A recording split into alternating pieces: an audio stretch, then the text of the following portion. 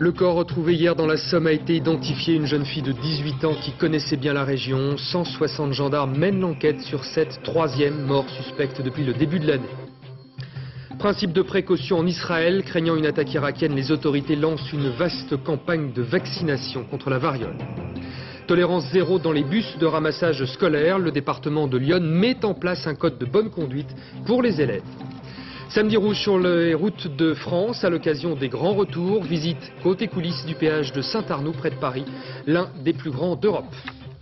Et puis les vertus parfois insoupçonnées de nos boissons fétiches, thé, café, chocolat contribueraient à limiter les risques de cancer et les maladies cardiaques. Madame, Monsieur, bonsoir et merci d'être avec nous. 160 gendarmes mobilisés pour cette nouvelle affaire criminelle dans le département de la Somme. Le corps d'une jeune fille de 18 ans, Christelle Dubuisson, a été retrouvé hier matin sous une camionnette. L'autopsie fait état d'une profonde coupure au niveau du cou, mais il n'y a pas eu de sévices sexuels. Le point sur les nouveaux éléments de l'enquête avec Aurélia Guillemin, Julie Benzoni et Florence Chalandon sur place. Christelle Dubuisson venait tout juste d'atteindre sa majorité. Mardi soir, 20h, elle quitte l'appartement de son père, 2 € en poche pour acheter des cigarettes. Elle n'est jamais rentrée. Moi je suis dégoûté. Je me demande comment des choses comme ça peut arriver. Qu'est-ce qu'ils ont dans la tête ces gens-là pour faire des choses aussi criminelles? Hier matin, le corps meurtri de la jeune fille a été retrouvé coincé sous le bloc moteur de cette camionnette abandonnée sur le bas-côté. Les premières constatations attestent que Christelle est décédée d'une hémorragie, une veine jugulaire tranchée. Le parquet confirmait qu'il n'y avait pas l'hypothèse de sévices sexuels. La victime était habillée, elle était non pas, comme on l'a dit, dénudée. J'ai entendu des rumeurs sur d'éventuels coups de couteau. Pour le moment, tant que les conclusions de l'autopsie ne sont pas connues, eh bien pour le moment, il est difficile de s'avancer précisément sur ces détails. Christelle Dubuisson était pensionnaire dans ce foyer d'Amiens la semaine. Le week-end, elle partageait son temps entre son père et sa mère, voisins de quelques kilomètres. Ce chemin de terre, où elle a été retrouvée morte, serait celui qu'elle empruntait souvent, seule le soir, parfois très tard. Quand je lui avais dit, je suis là, tu retournes sur Corbie, elle me dit oui, elle me dit à pied, quoi, qu'elle allait à pied. Alors j'ai dit surtout, tu fais attention, quoi, c'est vrai, c'est dangereux, quelqu'un peut te prendre, des trucs comme ça, et puis ben, voilà. Et elle disait quoi quand tu le mettais en garde comme ça? Elle s'en foutait. Pour l'instant, l'enquête se concentre surtout autour de cette camionnette, un véhicule utilitaire d'ordinaire stationné dans un dépôt d'Arras. À la recherche du moindre indice, les gendarmes ont sillonné tout le secteur aujourd'hui, sans résultat. Alors ce meurtre fait immanquablement penser aux 2 autres affaires encore non résolues dans ce département de la Somme. 2 crimes perpétrés contre des femmes et qui ont marqué les esprits dans la région. Yasmina Farber, Anne-Mourg. Comment vivre normalement quand un cadavre vient d'être découvert? À Villers-Bretonneux, ce n'est pas encore la psychose, c'est une peur légitime. Ça pourrait être moi, ça pourrait être des copines, ça pourrait être n'importe qui, quoi. Justement, j'ai ma petite fille qui est en vacances. Tout à l'heure, j'étais le rechercher, je ne veux pas qu'elle traîne. Première victime, Élodie Kulik. Cette jolie banquière de 24 ans est retrouvée morte dans un chemin. La jeune femme a été violée, étranglée, son cadavre brûlé. Les enquêteurs ont quelques indices. On a recueilli des empreintes ADN sur les lieux du crime et sur le corps d'Élodie Kulik. Et on a recueilli un enregistrement d'un appel téléphonique qu'elle a pu passer de son portable pendant les faits. Sur cet enregistrement, les cris d'Élodie et les voix d'au moins 2 hommes à l'accent picard prononcé. Quant à l'ADN, des dizaines de tests sur des proches et des habitants de la région n'ont pas donné de résultats. Le 6 juillet dernier, 2e victime, Patricia Leclerc, 19 ans, est retrouvée dans un champ perdu au sommet d'une colline. Son corps a été broyé par une voiture.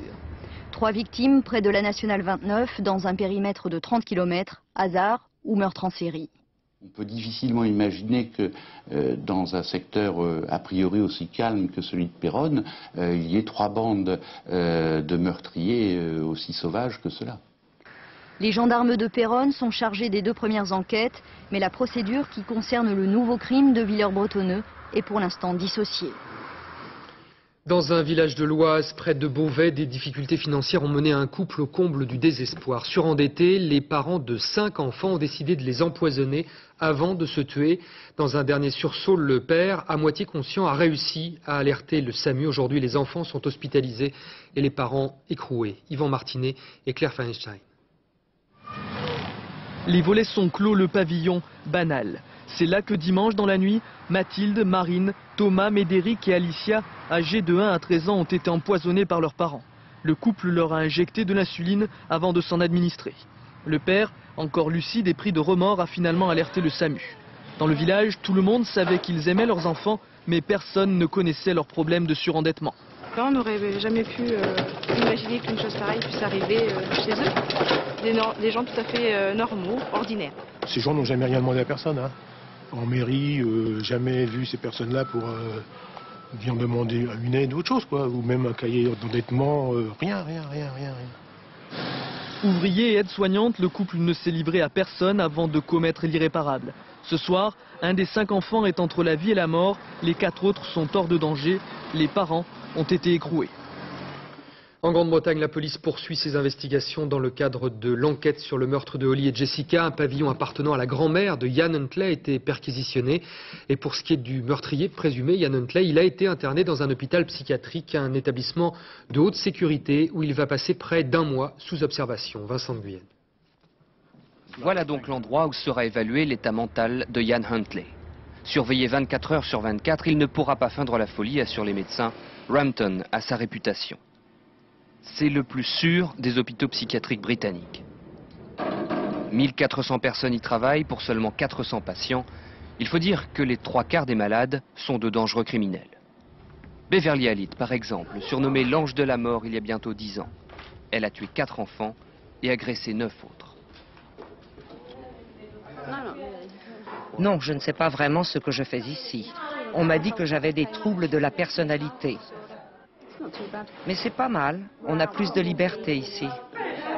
L'établissement n'est pas une prison mais un hôpital. Chacun dispose d'une chambre individuelle qui n'a rien d'une cellule et peut durant la journée au moins se déplacer à sa guise et participer à de nombreuses activités. La semaine coûte 3 000 € par patient et les familles des victimes de ces criminels trouvent ce confort pour le moins choquant. Si un membre du public veut passer quelque temps à Rampton, il verra qu'on est tout de même bien loin du camp de vacances. Vous êtes enfermé dans un service et vous n'avez pas tant de liberté que ça. Pour se déplacer, il faut être escorté par le personnel et puis vous partagez le pavillon avec des personnes qui peuvent représenter un danger pour vous. Combien de temps le meurtrier présumé de Holly et Jessica passera-t-il ici? 1 mois au minimum. Ensuite, un jury pourrait décider, d'après l'évaluation des psychiatres, qu'il n'est pas apte à suivre son procès. Et si tel est le cas, Ian Huntley restera à Rampton sans être jugé, peut-être jusqu'à la fin de ses jours. En Allemagne, les inondations ont tout emporté, y compris les projets de baisse des impôts. Le chancelier Gerhard Schröder a même précisé aujourd'hui que la taxation des entreprises pourrait augmenter pour venir en aide aux victimes des crues. La facture atteint maintenant 25 milliards d'euros. Rappelons que la tempête de 99 avait coûté en France 15 milliards d'euros. Et la crue n'est pas achevée. Le nord du pays se prépare à son tour à l'affronter. Patrice Romden. Si la digue tient le coup, c'est que les volontaires auront bien travaillé. D'ailleurs, ils s'apprêtent à toucher le salaire de la sueur. Des fruits, des sodas et peut-être ce qui importe le plus en de telles circonstances, des éclats de rire qui témoignent d'une solidarité qui doit beaucoup à l'histoire récente. Nous sommes dans l'ex-RDA. Du temps de la RDA, on ne pouvait pas voyager, pas sortir du pays. Nous étions comme en prison. Cela nous a amenés à nous soutenir les uns les autres, à développer notre capacité à vivre ensemble. C'était tout le temps comme ça, y compris à l'usine, où là aussi l'accent était mis sur la collectivité.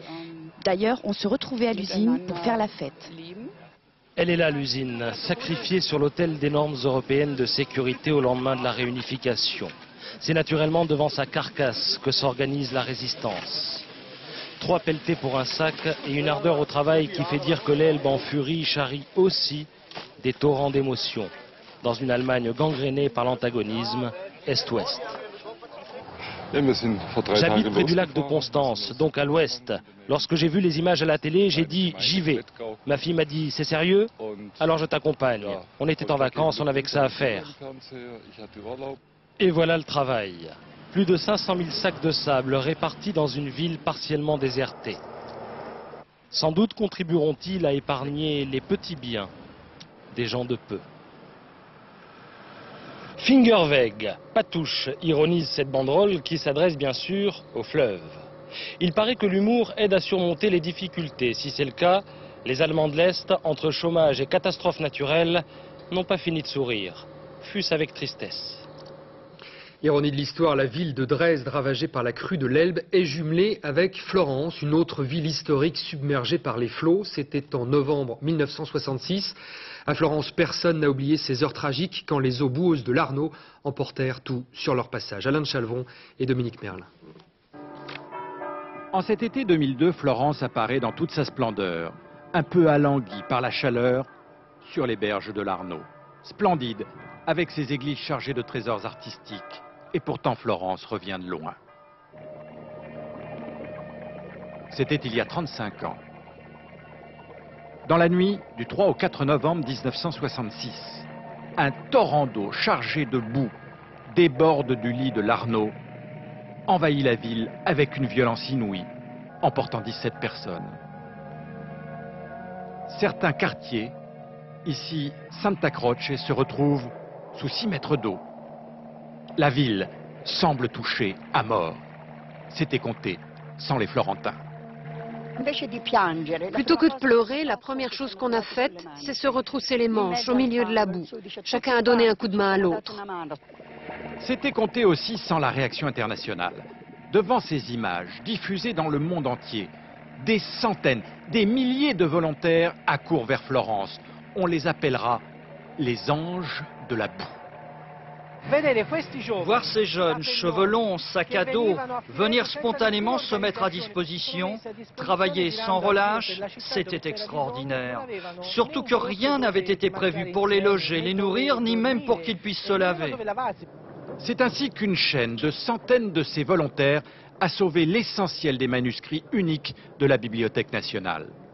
D'autres se sont mobilisés dans les églises pour enlever le plus vite possible la boue mélangée à du mazout, désastreuse pour les fresques.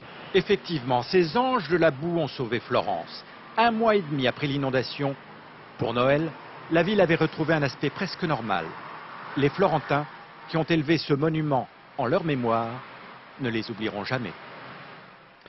Dernières images de Chine où le lac Dongting est sur le point de déborder. Les autorités redoutent la rupture des digues. Plusieurs centaines de milliers de personnes sont mobilisées dans toute la région du Hunan pour lutter contre les inondations. En Israël, on suit avec inquiétude l'évolution de la situation entre les États-Unis et l'Irak. Si Washington devait frapper Bagdad, les Israéliens savent qu'ils seraient aux premières loges dans la contre-offensive irakienne, comme ce fut le cas pendant la guerre du Golfe. Sur place, on se prépare à la guerre bactériologique avec le lancement d'une campagne de vaccination contre la variole. Bertrand Koch et Mossi Harmon. C'était en 91, pendant la guerre du Golfe. Israël craignait alors une attaque chimique de la part de l'Irak. L'alerte était générale, des masques à gaz avaient été distribués à l'ensemble de la population. 11 ans plus tard, la menace, selon les Israéliens, vient toujours de Bagdad. Chimique ou biologique, les experts ne doutent pas que Saddam Hussein dispose d'armes non conventionnelles. Préventivement, le cabinet de sécurité a donc décidé de faire vacciner contre la variole 15 000 personnes, des policiers, des membres d'équipes de secours, du personnel dit de première ligne chargé de traiter le reste de la population en cas d'attaque. Mais vacciner contre la variole présente des risques, reconnaît le professeur Shapira. Cela peut même provoquer la mort dans 1 cas sur 1 million de personnes vaccinées ou des dommages au cerveau, des encéphalites. Voilà pourquoi les autorités civiles et militaires n'envisagent pas pour le moment d'étendre leur campagne de vaccination à l'ensemble des Israéliens. L'enlisement du conflit au Proche-Orient conduit certains à verser désormais dans l'extrémisme et à utiliser pour défendre leurs idées politiques des méthodes détestables qu'on croyait d'un autre âge. Un site internet pro-israélien publie une liste de personnalités juives accusées de défendre une solution pacifique. Des menaces sont même proférées. Laetitia Legendre, Laurent Di et Béatrice Montoire. Monsieur, je suis triste et j'ai même honte d'avoir eu un jour de l'estime, voire de l'admiration pour vous. Axel Kahn, à son retour de vacances, a eu la désagréable surprise de découvrir dans son courrier des dizaines de lettres d'insultes. Il est dénoncé par des sites internet sionistes pour son soutien à la paix au Proche-Orient. Sur le site en question, des noms d'écrivains, de politiques, de scientifiques. Un sort particulier est réservé aux personnalités juives, considérées comme des traîtres. S'il y a effectivement des gens qui, à un moment donné, à travers des manœuvres de ce type-là, introduisent un racisme dont leurs pères ont tant souffert, ce sont des inconscients, ce sont des assassins. Depuis la fin de la matinée, il n'est plus possible de consulter l'un des sites en question.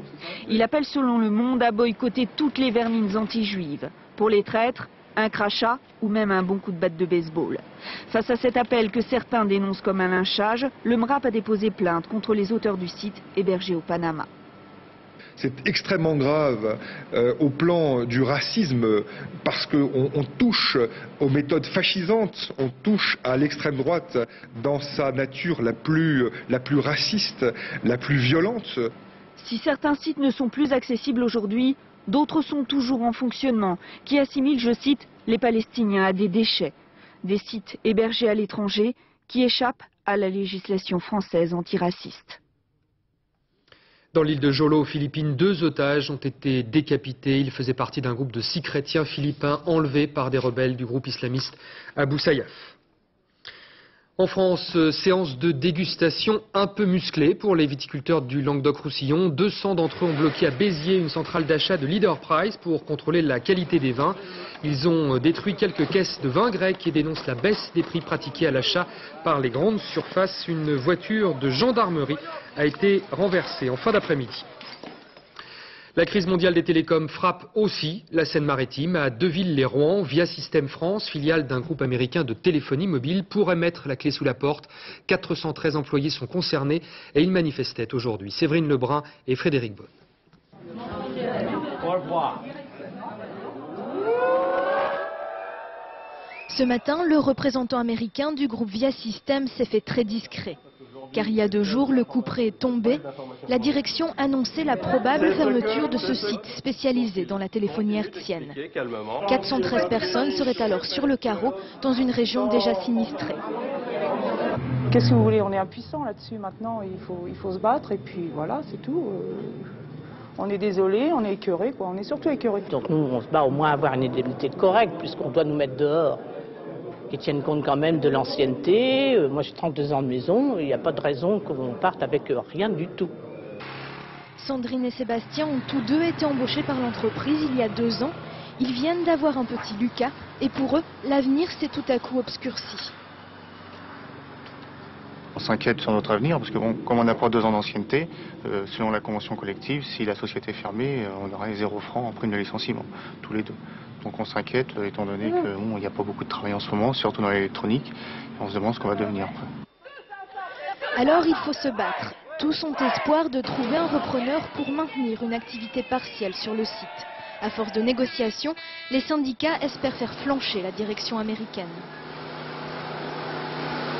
Je pense que pour pouvoir avancer, ils sont obligés de financer non pas simplement un plan social. Le but n'est pas d'avoir une valise pour chacun, une valise pour le départ, mais d'avoir une vraie reprise d'activité. Lundi, les négociations reprennent. Les syndicats ont obtenu un accord de principe. Tout sera mis en œuvre pour éviter la fermeture totale du site. Jean-Marie Messier fréquente décidément beaucoup les pages de Paris Match. Après la célèbre séance photo à New York au temps de sa splendeur, le voilà maintenant chez lui, en région parisienne. Mais entre-temps, il a perdu de sa superbe et les actionnaires de Vivendi avec lui, Amaury Guibert et André Issora. C'était le 2 juillet, la dernière image de Jean-Marie Messier. Les larmes aux yeux, il dit adieu aux salariés de Vivendi Universal. Près de 2 mois plus tard, le voici de retour dans un registre moins dramatique. En chemisette rose et basket, Jean-Marie Messier affiche sa décontraction dans sa propriété de Rambouillet. Un retour très médiatique, mais ce n'est pas du tout du goût de certains petits actionnaires qui ont beaucoup perdu dans la déconfiture Vivendi. C'est indécent, c'est un affront aux petits porteurs. C'est-à-dire, ce que Jean-Marie Messier n'a pas conscience, c'est qu'il y a le quotidien de ces milliers de petits porteurs. En fait, depuis son départ, Jean-Marie Messier n'a pas totalement baissé les bras. Il s'est ressourcé aux États-Unis, à New York et dans un ranch du Montana. Puis il est revenu en France en confiant au passage à la presse qu'il n'avait pas l'intention de quitter la présidence du conseil de surveillance de Vivendi Environnement. Non, Jean-Marie Messier n'a pas pris sa retraite. Il ne veut pas se laisser abattre, c'est clair et net. Et il est persuadé d'avoir eu raison sur Vivendi Universal, que sa stratégie contenu-contenant, comme on dit, était la bonne et qu'on ne lui a pas laissé le temps. Le problème, c'est que sa vision se fracasse sur la réalité financière. Et la rentrée médiatique de Jean-Marie Messier pourrait bien être perturbée par les suites judiciaires que certains petits actionnaires voudraient donner à la débâcle Vivendi. Le militant indépendantiste breton Gaël Roblin reste en prison. Il est poursuivi notamment pour un attentat contre le McDonald's de Quévert dans les Côtes-d'Armor il y a 2 ans, qui avait coûté la vie à une employée. Une vingtaine de militants de son mouvement ont manifesté leur soutien devant la cour d'appel de Paris cet après-midi. Une évasion malicieuse samedi dernier à Paris. Un militant basque de l'ETA a réussi à se faire remplacer par son frère à la prison de la Santé. Les 2 hommes au parloir ont tout simplement changé d'identité. C'est le faux prisonnier qui a révélé aujourd'hui la supercherie. Depuis 1998, c'est la 4e évasion de ce type. Et puis Patrick Henry, condamné à 2000 € d'amende, condamné à perpétuité en 1977. Et libéré sous conditionnel depuis 2001, il avait été arrêté pour vol dans un magasin de bricolage. 6 mois de prison avec sursis, l'association française contre les myopathies dénonce la clémence de la peine prononcée par le tribunal correctionnel de Sens à l'encontre d'une aide-soignante poursuivie pour violence sur un handicapé. Laurence Decherf. 6 mois d'emprisonnement avec sursis et 6 000 € de dommages et intérêts. C'est la peine retenue contre une aide-soignante du foyer d'handicapés de Villeneuve-sur-Yonne. Un jeune myopathe, résidant à Saint-Nicolas-Accueil, avait déposé plainte pour maltraitance. Ils ont été jusqu'à me débrancher de ma machine pour m'aider à respirer. Si ce geste est aujourd'hui condamné, c'est toute la gestion et les dysfonctionnements de l'établissement qui sont montrés du doigt. Jérôme n'était pas le seul à se plaindre.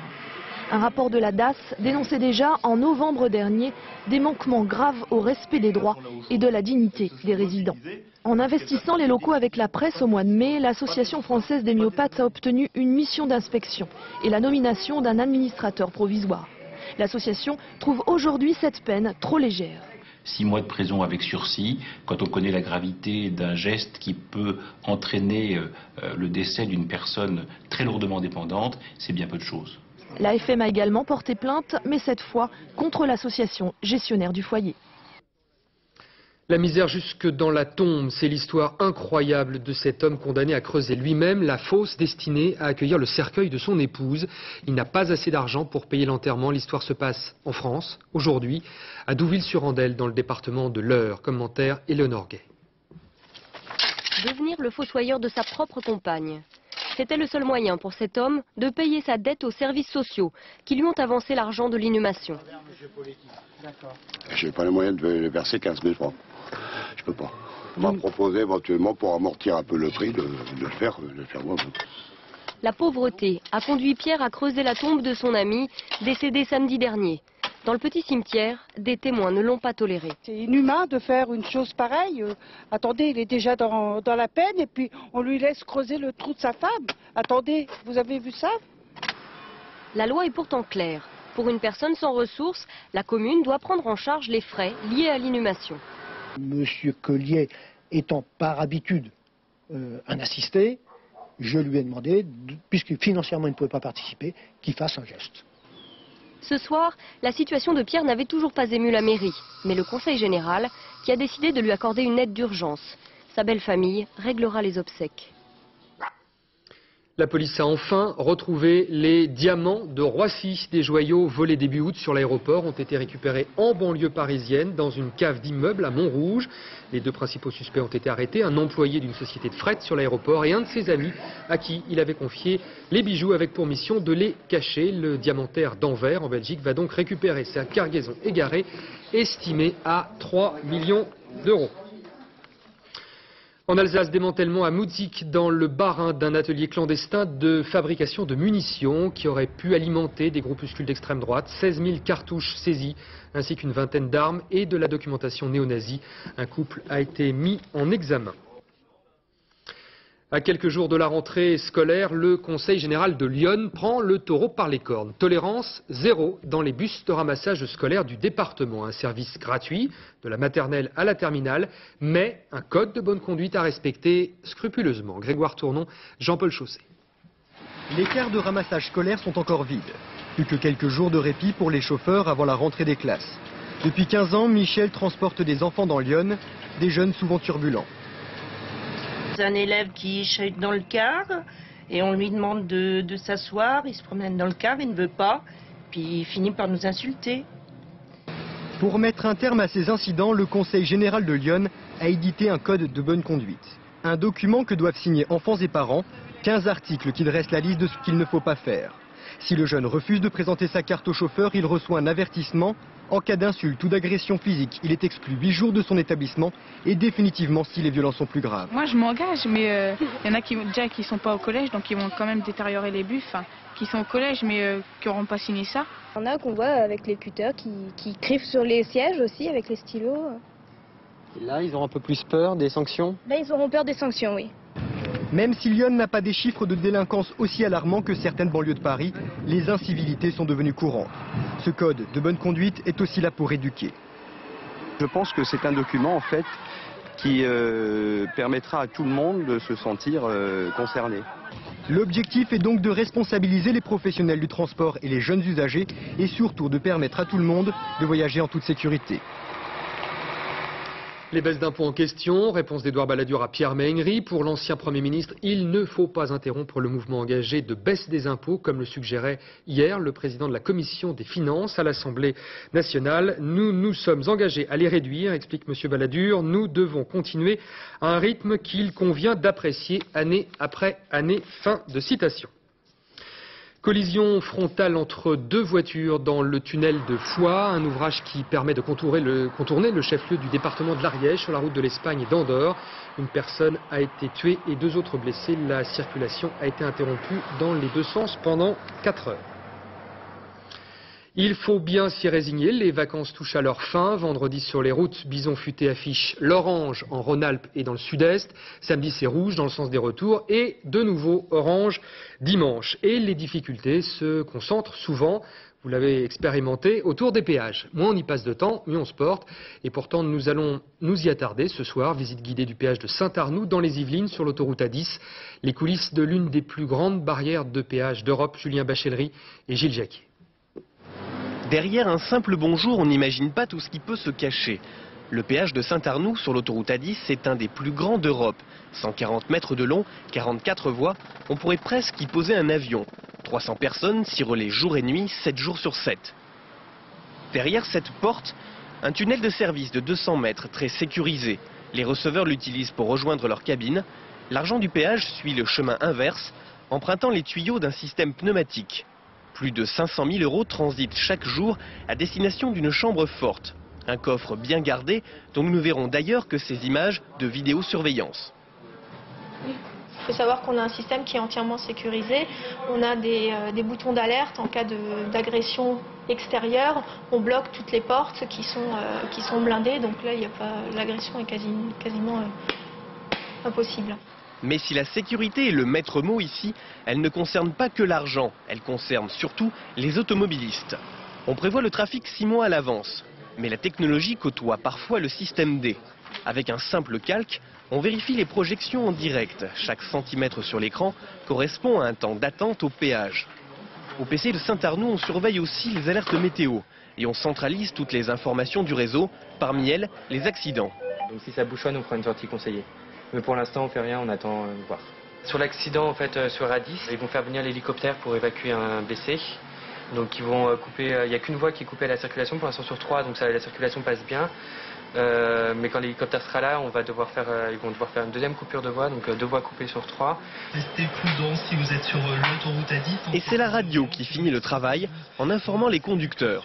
Prochain branle-bas de combat au péage de Saint-Arnoux, les grands retours du dernier week-end d'août. Pour raccourcir encore le temps de passage au péage, il existe un système d'abonnement, le télépéage. Plus de liquide à donner à un caissier, mais une facture que l'on règle tous les mois. D'ici 2005, 10% des automobilistes français pourraient être équipés de ce petit badge électromagnétique posé derrière le pare-brise et qui déclenche automatiquement l'ouverture de la barrière. Explication Vincent Fourcade. Aujourd'hui, un automobiliste sur 3 choisit de ne plus s'arrêter au péage autoroutier. Pourtant, rien d'illégal à cela, car le paiement a toujours lieu. Un paiement électronique et en roulant grâce à un simple boîtier. La technique a déjà séduit près d'1 demi-million d'automobilistes qui n'ont plus à mettre la main à la poche. Très pratique, plus de tickets, plus de gestion des tickets qui est très importante pour nous. Et puis surtout un confort extraordinaire. D'après vous, vous gagnez combien de temps un péage avec ça? Facilement 2-3 minutes, facile, et puis les grands retours 5-6 minutes. Hein. Grâce au télépéage, la durée de la transaction est en effet 4 fois plus rapide qu'un guichet classique. On estime une transaction manuelle entre 10 à 20 secondes. Le passage avec le télépéage est de l'ordre de 2 à 5 secondes. Le système est en place depuis 3 ans sur toutes les autoroutes françaises. La phase de rodage est à peine terminée et parfois le télépéage fait perdre plus de temps qu'il n'en fait gagner. Je m'en sers 30 fois par mois, c'est une fois sur 100 que ça ne marche pas. Le télépéage, maintenant plus utilisé que la carte bancaire. Il coûte pourtant légèrement plus cher qu'un paiement classique. Comptez 30 € d'abonnement et de frais de dossier. Du café et du thé pour lutter contre le cancer et les maladies cardiaques. Certains composés chimiques contenus dans ces boissons contribueraient à ralentir la croissance des cellules malades et des caillots de sang. Mais inutile d'abuser de ces breuvages, les doses utilisées dans cette étude britannique sont nocives pour l'homme. Explication Nicolas Châteauneuf, Bernie Merriot. Les amateurs vous le diront, le thé c'est un véritable art de vivre. C'est aussi la boisson la plus consommée dans le monde et partout on lui prête bien des vertus. Ça nettoie, on respire. Depuis plusieurs années, les bienfaits du thé vert ont été démontrés. Responsables, les tanins, ces substances qui donnent leur couleur au thé, joueraient un rôle dans la prévention des maladies cardiovasculaires et de certains cancers. Alarienne est vendeur de thé, il en boit 3 litres par jour.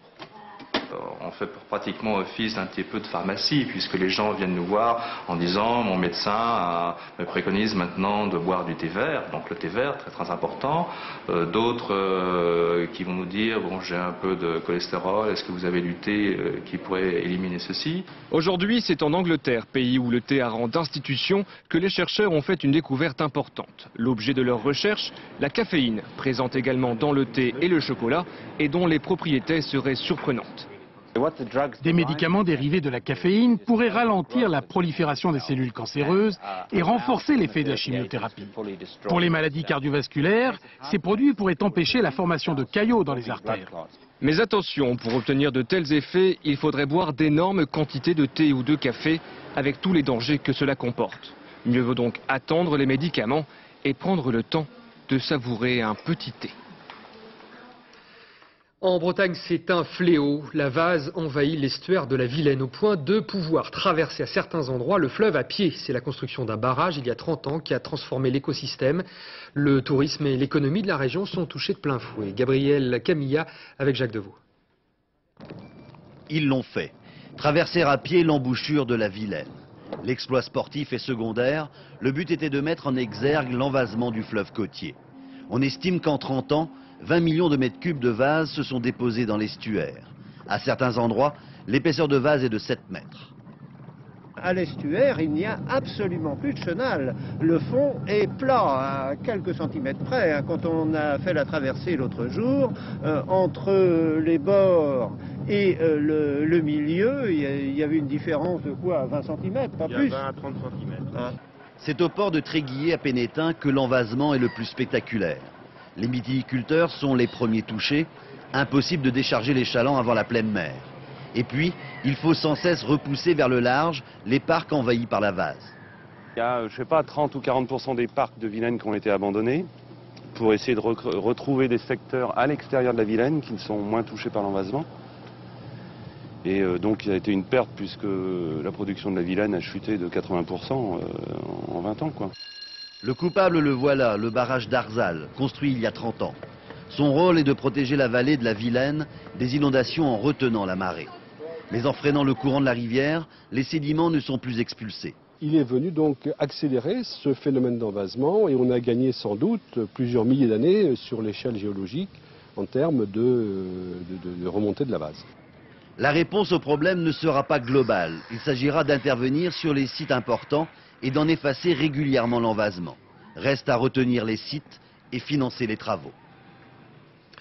Le sport, en escrime au championnat du monde de Lisbonne, l'équipe de France masculine de fleuret vient de remporter la médaille d'argent. Elle s'est inclinée devant l'équipe allemande, 45 touches à 24. Les tricolores perdent ainsi leur titre de champion du monde, mais tout de même donc de l'argent pour Loïc Atli, Franck Boisdin, Brice Guyard et Jean-Noël Ferrari. Après la cuisante élimination de la Coupe du Monde, on attendait un sursaut d'orgueil, une réaction de battant. Le match amical de l'équipe de France façon Santini n'a pas convaincu, un partout hier face à la Tunisie. Manuel Tissier, André Germain. Pour voir un beau match des Bleus, le moyen le plus sûr depuis la Coupe du Monde, c'est encore le jeu vidéo. Hier contre la Tunisie, la France a une nouvelle fois déçu. Pour être honnête, je pensais qu'ils allaient écraser la Tunisie hier soir. Le match par lui-même, c'est pas terrible. Pourtant, le match de la rédemption a failli tenir ses promesses. Tête de Sylvestre et premier but tricolore depuis 2 mois et demi. C'est bon, mais ça ne dure que 20 minutes, jusqu'à l'égalisation de Zitouni. Ça peut devenir, mais pour l'instant, c'est nul, quoi.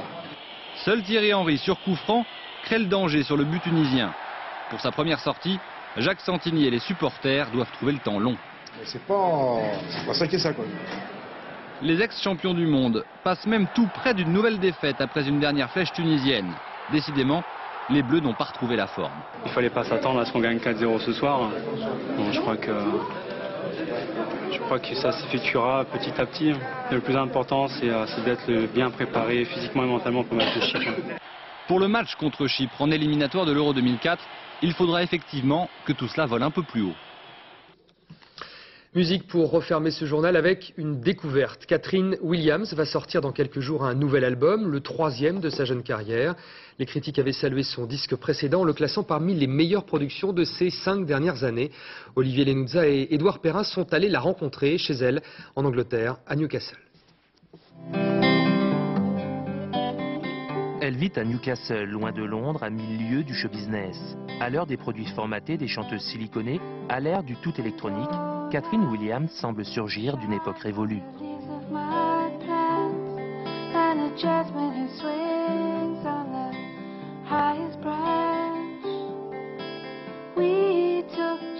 Son deuxième album lui valut une nomination au Mercury Prize, la plus prestigieuse des récompenses en Grande-Bretagne. Une revanche, à ses débuts, peu de monde croyait en elle.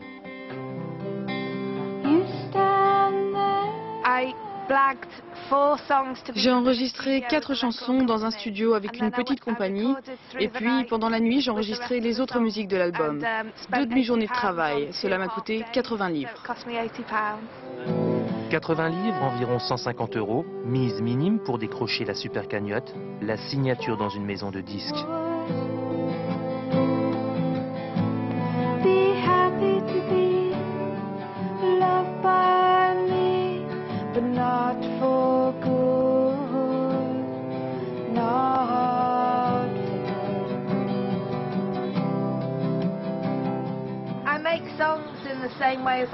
J'écris les chansons comme je peignais autrefois, mais cela ne signifie pas que la peinture et la musique sont toujours connectées. J'essaie de raconter des histoires, mais des histoires qui n'ont ni début, ni une fin bien définie.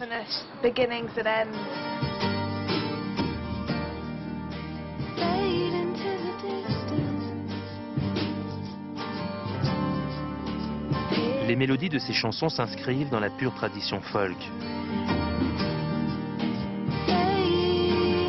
Catherine Williams a étudié les beaux-arts avant de troquer le pinceau pour une guitare Et c'est en musique aujourd'hui qu'elle colore la grisaille de Newcastle.